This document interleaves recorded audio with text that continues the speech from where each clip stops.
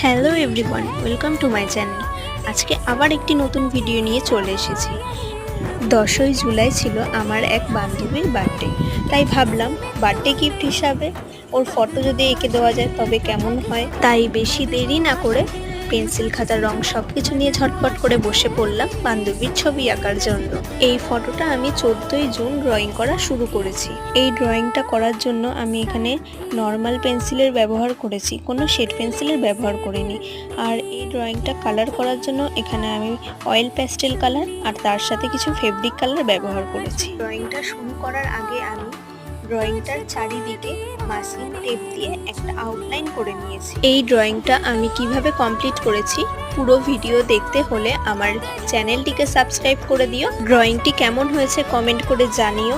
ভিডিওটি ভালো লাগলে অবশ্যই একটা লাইক করে দিও, সবার সাথে শেয়ার করে দিও।